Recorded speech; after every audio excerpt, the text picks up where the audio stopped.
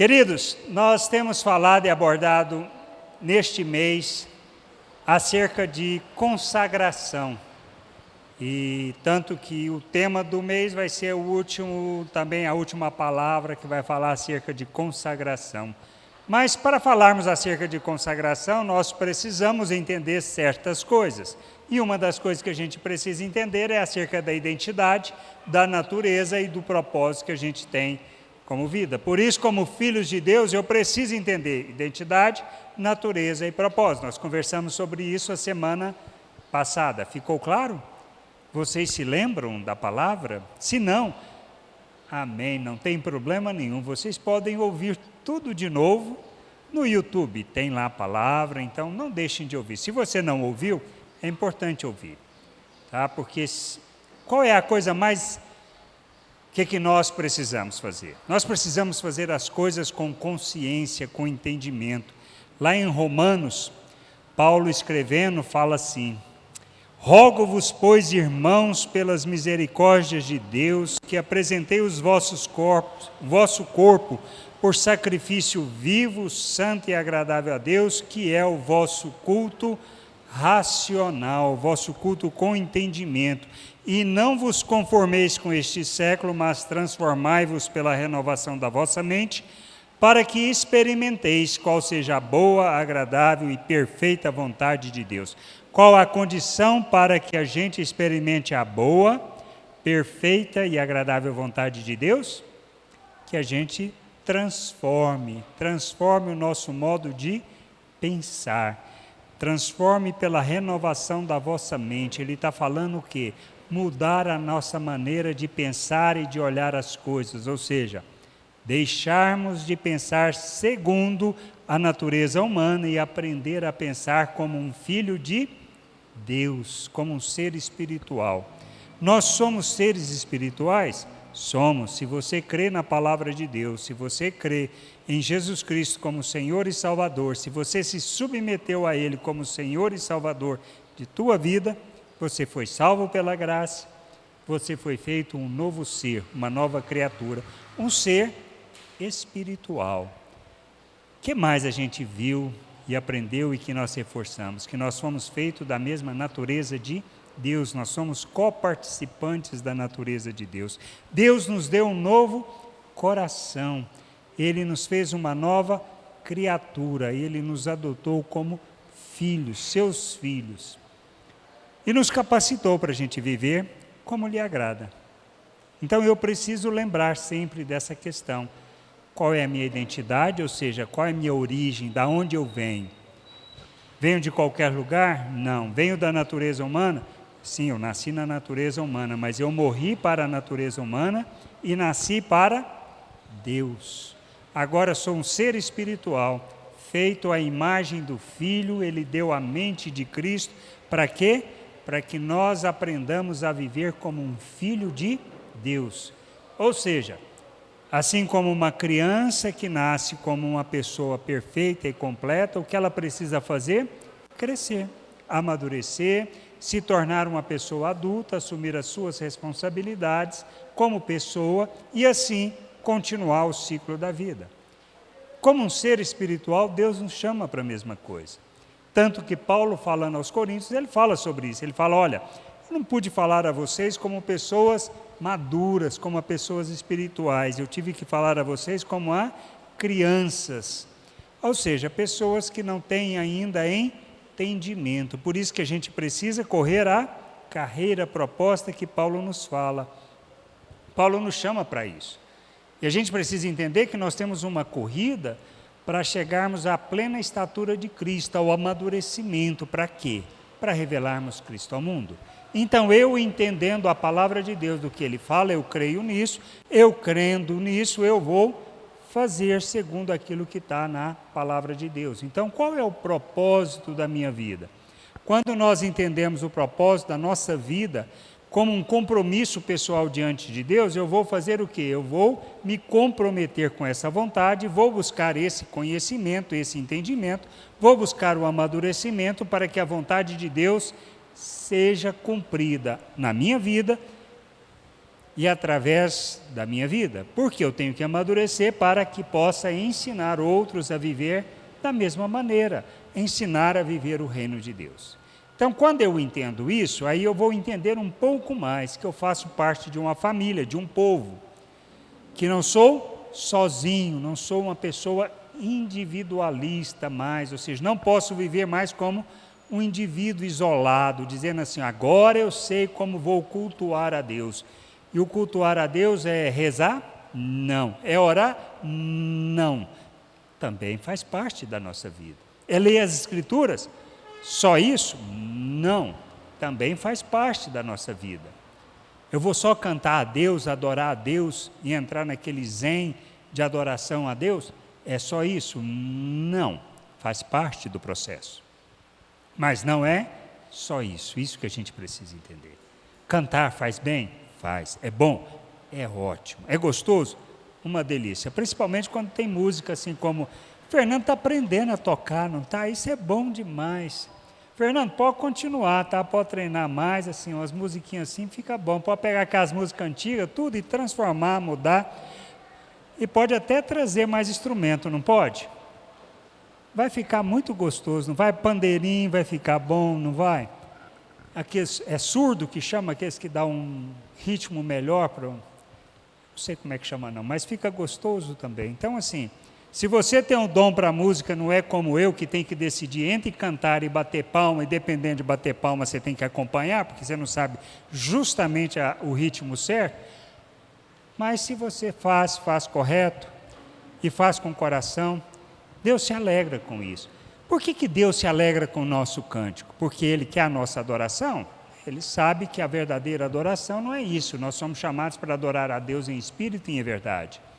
Mas Ele se alegra com o cântico, porque Ele se alegra quando a família canta junto. Porque quando fala das suas promessas, lembramos das promessas, do que Ele fez, e é gostoso isso, porque isso é que nos mantém firmes na fé. Quem alimenta a nossa fé, que nos sustenta, é a palavra de Deus. E a palavra cantada é o que mais nos ajuda a lembrar das coisas, das promessas de Deus. Por isso, quando ele fala que, olha, rogo-vos que, pelas misericórdias de Deus, que apresentei vosso corpo por sacrifício vivo, santo e agradável a Deus, que é o vosso culto racional, ou seja, o culto que a gente tem que fazer com entendimento espiritual. Não é um culto de conhecimento simplesmente, mas é um culto com discernimento, com entendimento espiritual da realidade que nós estamos inseridos. Por isso nós devemos o quê? Oferecer. Mas do que traduz esse oferecer os nossos membros? Tá ok? A gente precisa entender isso. Por isso que ele fala logo depois, olha, não conforme com esse mundo. Não conforme com a maneira de pensar deste mundo, não aceite isso na sua vida, isso não faz mais parte de você, isso não faz parte da sua vida. A maneira de pensar do mundo, a maneira de agir do mundo, isso inclui o quê? Nosso egoísmo, pertencendo à natureza humana, a nossa arrogância, a nossa hipocrisia, a nossa inveja, as cobiças que a gente tem, isso faz parte da natureza divina que nós fomos criados como ser espiritual? Não, isso faz parte da natureza humana. Então ele fala, olha, não se conforme com esse mundo, não se conforme como o mundo age, da maneira como o mundo haja como um filho de Deus. É isso que ele nos chama. Aí ele fala lá em Efésios, ele diz assim, olha, rogo-vos, pois eu, prisioneiro no Senhor, que andeis de modo digno da vocação. A vocação a que fostes chamados. Com toda humildade e mansidão, com longanimidade, suportando-vos uns aos outros em amor. Lembrando, suportar aqui não é aguentar, é ajudar, tá ok? Aguentar a gente aguenta porque nós precisamos, porque isso é expressão de amor. Um cara enjoado como o Enio, vocês aguentam, mas vocês ajudam ele a amadurecer. E é isso que a gente precisa entender. O Enio é enjoado? É. Muito? Pouquinho. Mas dá para aguentar? Dá. O que vocês precisam fazer? Suportá-lo para que ele amadureça. E entenda que não pode ser enjoado, só isso. Está claro? Mas ele nos chama para andar de modo digno da vocação. O que é a vocação? Qual é a nossa vocação? Ele não está falando para mim individualmente, ele está falando para a igreja. Olha, vocês precisam andar de modo digno da vocação. O que é vocação? O que vocês entendem de vocação? O que é o chamado para nós? Vocês já pensaram acerca disso? Está entendendo a importância de entendermos esses detalhes sobre a nossa vida? Vocação tem a ver com algo para nós? É algo nosso? Não. É algo que vem de Deus, atribuído a nós. A vocação e o nosso chamado, eles são de Deus para nós, para cumprirmos um propósito, como família, como povo. Eu preciso entender o meu papel, preciso entender quem eu sou, eu preciso compreender aquilo que Deus fala acerca da minha pessoa, e eu preciso fazer. Mas isso dentro de um contexto de família. Por quê? Porque isso tem que gerar em mim um compromisso pessoal. Com quem? Primeiramente com Deus e a sua vontade. Tendo isso, eu feito esse compromisso com a vontade de Deus, independente do que eu esteja sentindo, pensando, achando, meu compromisso é com a vontade de Deus. E eu vou fazer essa vontade. Ou a gente acha que Paulo fazia as coisas porque tinha prazer em apanhar, em ser preso, em sofrer, em passar fome, passar frio. Vocês acham que ele tinha prazer nisso? Não. Vocês acham que ele fazia isso para alcançar a salvação? Ou seja, vou fazer, vou me esforçar, vou me sacrificar para que Deus me dê a salvação? É por causa disso? Não, não é. Ele fazia isso por causa de um compromisso com Deus. Porque Cristo, quando o chamou, ele disse que mostraria a ele o quanto era importante compreender o quanto ele sofreria por causa do nome. Mas a questão não é o sofrimento, a questão era o compromisso que ele assumiu de compreender, conhecer essa vontade e se submeter a essa vontade. Então, vai existir expressão da vocação na igreja sem o compromisso pessoal? Não vai. Então, assim, se eu não me comprometer, você não se comprometer, nós vamos cumprir a vontade de Deus? Não, não vamos. Podemos até montar uma boa religião, tá? Montar um bom culto, a gente pode até repensar no que a gente faz e fazer um bom culto, chamar mais pessoas que alegra o ambiente, que faz a festa, que podemos fazer isso. Mas isso é importante? Não. Nós queremos atrair pessoas no sentido de uma festa? Não. Nós queremos que cada um de nós, compreendendo e conhecendo a vontade de Deus, seja luz no mundo, fazendo obras que glorificam a Deus e assim possa, revelando Deus, trazer mais pessoas ao entendimento e assim essa pessoa vai conhecer, vai compreender e vai fazer parte da família. Eu preciso entender isso. Isso é compromisso com Deus. Então, compromisso com Deus vai levar a cumprirmos a nossa vocação como família, como povo de Deus. E quando nós falamos de vocação, nós falamos do quê? Nós falamos que nós precisamos cumprir a vontade de Deus. Por que Deus criou a igreja? Por que Deus nos chamou? Para nos salvar? Sim, também. Mas só isso? Não. Se eu fui salvo, eu compreendo a graça, está tudo bem, está tudo resolvido, agora posso ficar deitado em berços esplêndidos? Não. Não posso cantar o hino nacional. Eu tenho que entender o que eu estou aqui para fazer. Porque Paulo escreve que a gente precisa desenvolver a nossa salvação. Pedro também fala acerca disso. Nós precisamos desenvolver a salvação.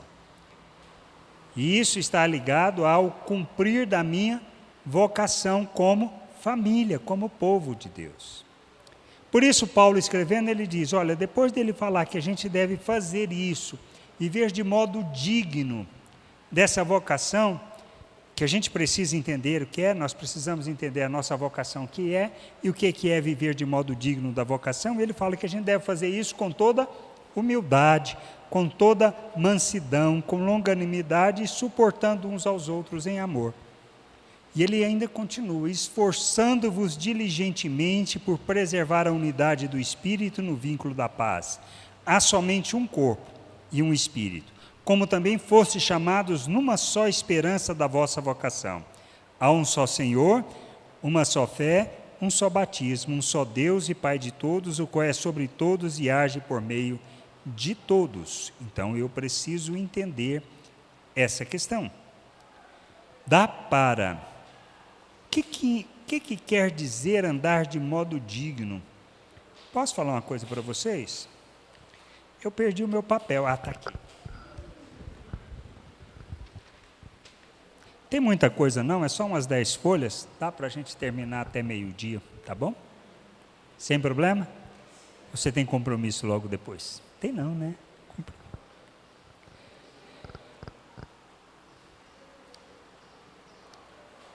Então a vocação fala do quê? Fala de quem nós somos. Como povo de Deus, qual é a vontade de Deus para as nossas vidas? O que Deus nos chama e nos coloca nos insere na sua família? Não é isso que fala a Bíblia? Olha, que nós somos inseridos na família de Deus. Para que Deus nos insere na família de Deus? Por que Ele nos insere na sua família? Para quê? Qual é a razão dele nos inserir na sua família? Para a gente viver junto, pensando diferente, cada um achando uma coisa, brigando, é isso? É esse o propósito de Deus? Não, por isso que ele fala que nós devemos nos esforçar pela unidade.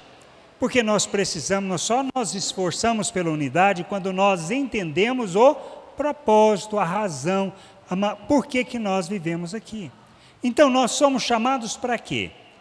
Para ser salvo e pronto? Não, sabemos que não. Nós somos chamados para revelarmos o reino de Deus neste mundo. Essa é a nossa vocação.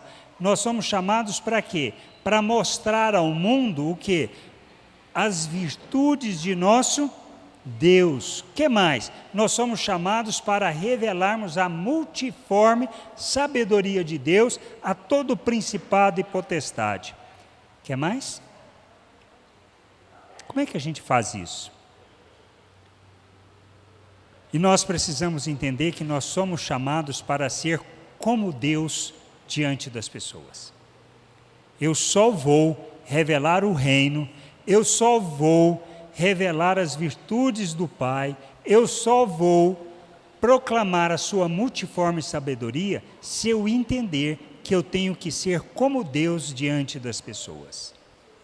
Então, como eu evangelizo as pessoas? Falando acerca de Jesus e da salvação? Sim, mas muito mais do que isso. Eu tenho que ser como Cristo diante das pessoas. Essa é a nossa vocação.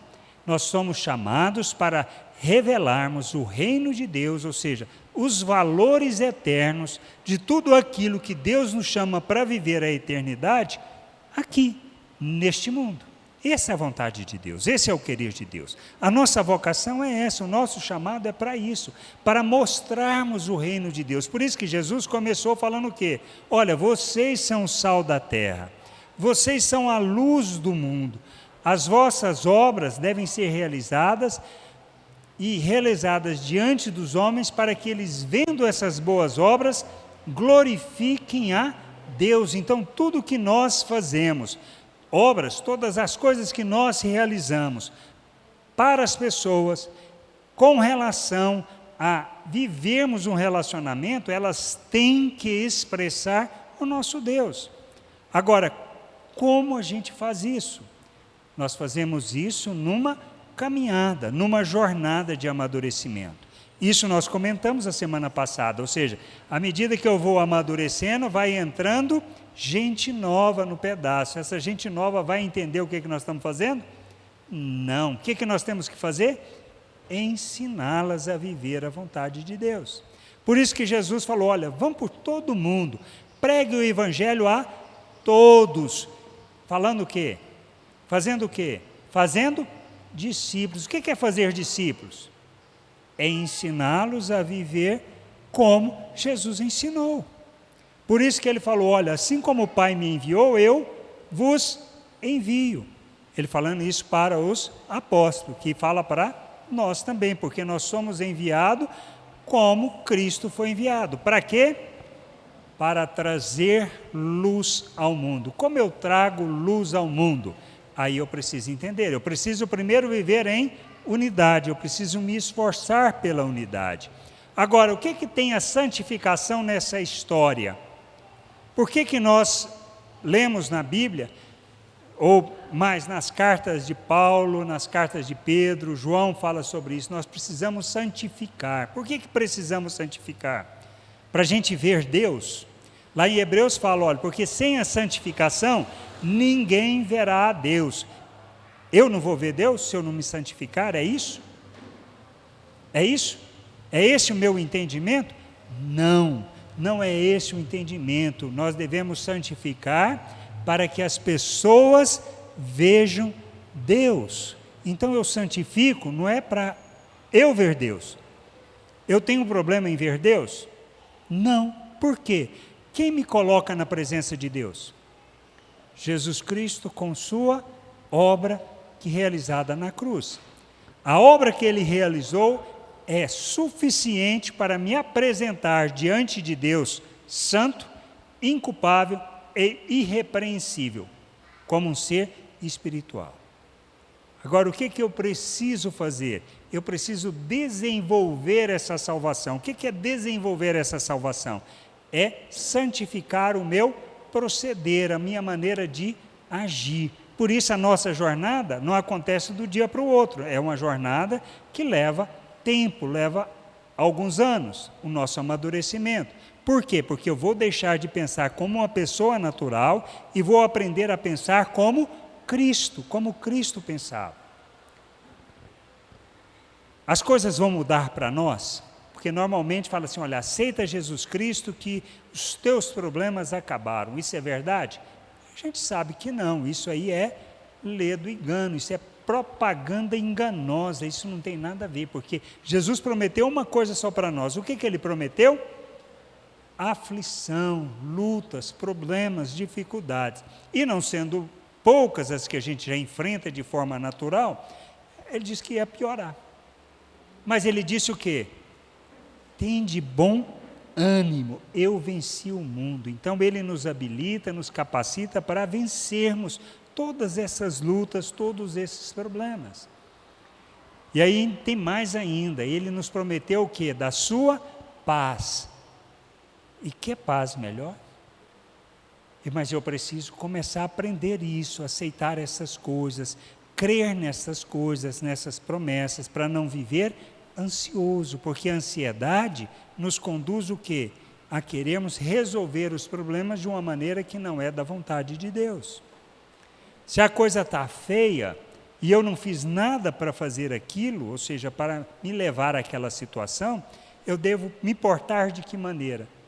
Com mansidão, com longanimidade, sabendo que Deus está no controle de todas as coisas. E da mesma maneira que Ele permitiu aquilo na minha vida, Ele vai prover o livramento, mas Ele quer que eu desenvolva a minha salvação, que eu cresça na fé, que eu amadureça, e aí à medida que eu amadureço, eu vou me comprometer com o meu irmão, com seus problemas, suas dificuldades, vou ajudá-lo. Isso eu estou fazendo o quê quando eu começo a fazer isso? Eu estou sendo oferta na vida do outro. E sendo essa oferta, o que vai acontecer? Ele vai entender, vai compreender, vai amadurecer, vai pensar o quê? Ainda bem que tem alguém que faz por mim, eu vou sentar aqui e ficar agradecido. É isso que Deus nos chama para fazer? Não. Aí ele fala assim, você entendeu isso? Entendeu. Então agora vai e faça o mesmo. É assim que funcionam as coisas. Existe outra coisa para fazer?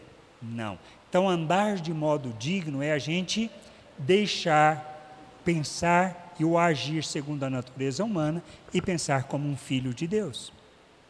E Ele nos habilitou para isso, Ele nos capacitou para isso. Está claro? Se eu quero andar de modo digno da vocação, eu preciso começar a fazer essa jornada. E aí Pedro, escrevendo na sua primeira carta, lá no capítulo 1, verso 13, ele diz assim, por isso, cingindo o vosso entendimento, sede sóbrios e esperai inteiramente na graça que vos está sendo trazida na revelação de Jesus Cristo. Ou seja, no nosso crescimento, no amadurecimento, no entendimento daquilo que seja a vontade de Deus. Por isso é que nós precisamos nos transformar pela renovação da nossa mente, do nosso entendimento. À medida que o entendimento vem, eu começo a pensar de forma diferente, embora vamos continuar a insistir em querer pensar como um ser humano natural. Mas o que eu faço? Paulo fala sobre isso. Olha, a gente não deve oferecer os nossos membros para o pecado, ou seja, para uma vida que não seja vivida por fé, que não revele Deus ao mundo, que não pratique as obras de Deus, mas eu devo rejeitar isso e oferecer os meus membros à justiça, ser servo da justiça. Por isso, à medida que eu estou tendo revelação, entendimento e compreensão, eu devo buscar essa transformação de entendimento para que eu viva plenamente essa vontade de Deus e assim eu ande de modo digno. Como filhos da obediência, não vos amoldeis as paixões que tinha anteriormente na vossa ignorância. Pelo contrário, segundo é santo aquele que vos chamou, tornai-vos santo também vós mesmo em todo o vosso procedimento. Então, no nosso procedimento, nós devemos santificar. Ou seja, na nossa maneira de agir, na nossa maneira de falar, na postura que temos com as pessoas, na nossa preguiça, nós temos que mudar. Todas as atitudes que a gente sabe que faz parte da natureza humana e que não tem nenhum propósito em revelar Deus e que não glorifica Deus, nós devemos fazer o quê? Continuar fazendo? Não. Eu tenho que andar de modo digno, ou seja, para que a família entenda, para que a família cresça e a família ande de modo digno do Evangelho. Beleza? Porque escrito está, sede santos, porque eu sou santo. Ora, se invocais como Pai aquele que sem acepção de pessoas julga segundo as obras de cada um, portai-vos com temor durante o tempo da vossa peregrinação, sabendo que não foi mediante coisa corruptível, como prata, ouro, que fostes resgatados do vosso fútil procedimento, que vossos pais vos legaram, mas pelo precioso sangue, como de cordeiro, sem defeito, sem mácula, o sangue de Cristo. Então, o que nós precisamos compreender? Isto. Lá no verso 22 diz assim, tendo purificado a vossa alma pela vossa obediência à verdade, tendo em vista o amor fraternal, não fingido, amai-vos de coração uns aos outros ardentemente. Amar quer dizer gostar muito? Não. Isso que a gente precisa entender. O amor não é sentimento, não é eu gostar muito do caboclo. Eu não preciso gostar, eu preciso fazer o que Cristo fez. Ele amou a nós. O que nós éramos? Pecadores, traíras, enganadores, hipócritas, fingidos, e todos aqueles que andaram com ele durante 3 anos, o abandonaram. Isso é natureza humana, mas ele sabia da obra que Deus estava falando e ele os amou até o fim. E nós que nem conhecíamos e sabendo, e dele sabendo da nossa natureza, ele fez tudo isso por nós, uma oferta, um sacrifício. O que a gente precisa entender é que nós fazemos pelas pessoas, não porque gostamos, mas porque elas precisam conhecer Deus, porque elas conhecendo Deus, elas vão agir como Deus. Aí eu posso até gostar, posso não concordar com ela, mas eu posso gostar dela. Por quê? Porque ela vai começar a fazer aquilo que Deus quer que a gente faça, e Ele vai entender, e Ele vai ajudar outros a fazer. Que a gente precisa entender isso. Amar é fazer o que Cristo fez, é ser oferta. É aquilo que Paulo fala para a gente fazer. Olha, seu inimigo está com fome? Tá, dá de comer para ele. Ele está com sede? Dá de beber. É para fazer outra coisa? Não. É para desejar o mal para ele? Não. Você tem que fazer o quê? Você tem que orar por ele, você tem que ajudá-lo. É só isso. Isso está no Velho Testamento também, para vocês verem que a coisa não é tão nova. No Velho Testamento é muito claro, dizia assim, olha, se o teu inimigo, se o animal do teu inimigo que está com a carga cai no chão, você tem que ir lá ajudá-lo a levantar. E a lei falava que não era nem para amar o inimigo. Mas a lei já dizia que a gente devia fazer isso. Se a lei diz para a gente fazer isso, imagina nós que vivemos na graça e conhecemos, e o padrão é muito mais alto do que o padrão da lei. E a gente precisa compreender que viver o reino, por isso que ele fala lá no capítulo 2, na primeira carta, despojando-vos de toda maldade, dolo e de hipocrisia, de inveja e de toda sorte de maledicência, desejai ardentemente, como crianças recém-nascidas, o genuíno leite espiritual, para que por ele vos seja dado o crescimento para a salvação, se é que já tendes experiência que o Senhor é bondoso, chegando-vos para ele a pedra que vive, rejeitada assim pelos homens, mas para com Deus eleita e preciosa. Então, como eu vivo de modo digno, eu devo rejeitar a maneira de pensar deste mundo e passar a aprender a pensar como um filho de Deus e agir como um filho de Deus, que é, temos como modelo o que Cristo fez em nosso favor. Posso ser hipócrita? Não. Posso ser mentiroso? Não. Posso ser maledicente? Não. Posso ser corrupto? Não. Posso enganar as pessoas? Não. Posso mentir? Também não. O que eu tenho que fazer? Viver como Cristo. E eu tenho que aprender isso na minha jornada a rejeitar.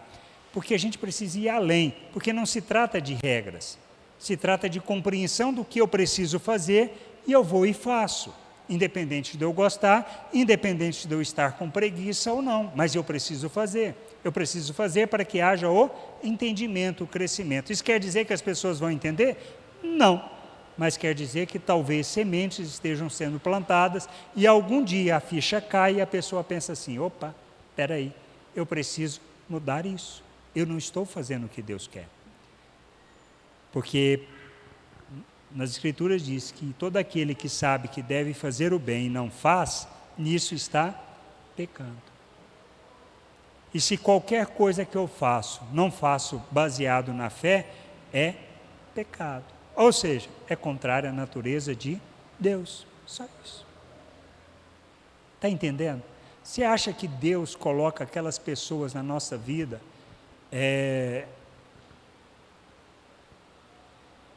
simplesmente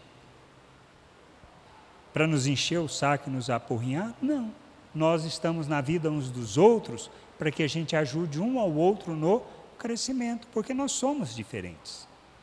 Mas o que vai fazer com que Deus seja conhecido no mundo?